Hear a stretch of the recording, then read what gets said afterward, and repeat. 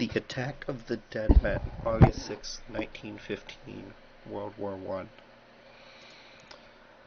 The Attack of the Dead Men was a battle between the Russian army and the German army. The Russian soldiers' army had 900 men, which consisted of 500 soldiers and 400 militia.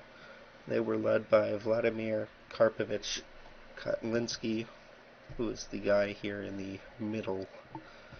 The German army consisted of 7,000 to 8,000 men, or about 14 battalions, and a battalion of sappers. They were led by Paul von Hindenburg, who is this guy in the bottom right. The location of the battle was at Auschwitz Fortress, which at the time was in the Russian Empire, but is now located in modern-day Poland.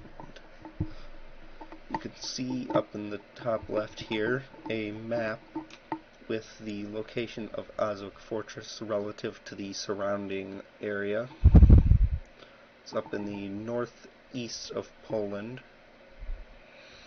And here is a photo from the site of Auschwitz Fortress. It has been being reclaimed by nature over the past 105 years since the battle. The history of Auschwitz Fortress. Auschwitz Fortress was built by the Russian Empire from 1882 to 1892 as a part of the Defensive Works Project in order to protect West Russia from invasion, whether it be from Germany or other countries.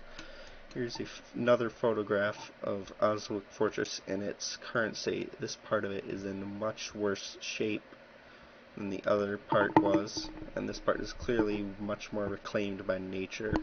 I believe this is part of it that was destroyed by the Russians upon evacuation.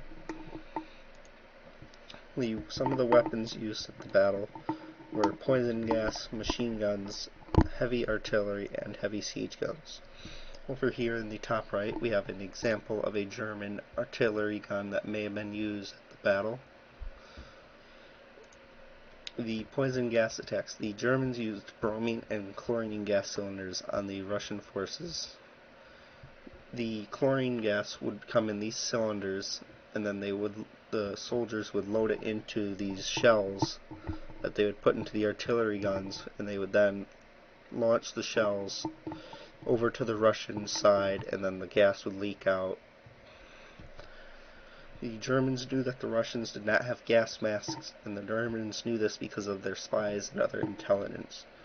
Poison gas was a cruel form of warfare, causing unnecessary suffering to those who were exposed to it.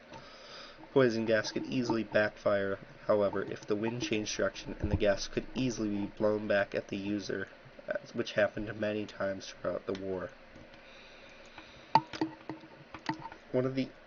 This was one of the earliest uses of poison gas in the war, so some of the Russian soldiers were not prepared for the gas attack.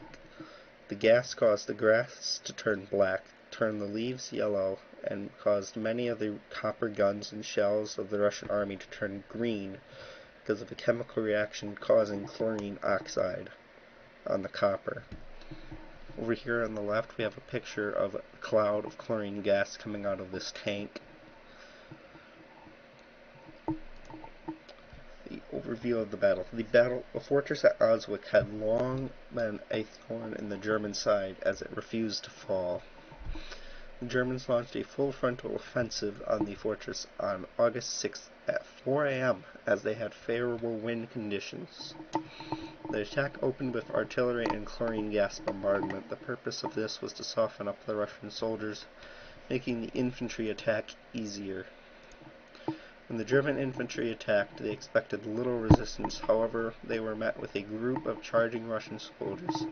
The Germans were horrified by the appearance of the Russians, whom were coughing up blood and parts of their own lungs, as the chlorine gas had mixed with the moisture in their lungs and formed hydrochloric acid, which began to dissolve their flesh from the inside.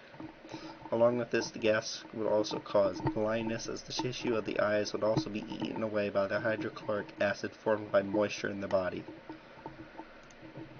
The German soldiers panicked as they saw the Russians' disfigured appearance. The Germans then retreated so quickly that they got caught in their own coiled barbed wire traps. During the first During this time, the 5 remaining Russian guns were firing upon the retreating Germans. Kotlinski would later die that evening from his injuries in the battle. The casualties of the battle, the Russian Empire suffered approximately 800 wounded, missing, or dead, and I could not find any complete statistics on the German army, but I did find there were moderate to heavy casualties. Here's another photo of the Oswick Fortress in its modern state, and this part of it is in much greater condition than the second part.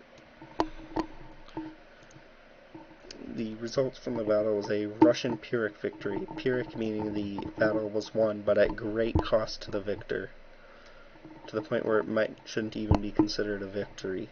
The German forces retreating.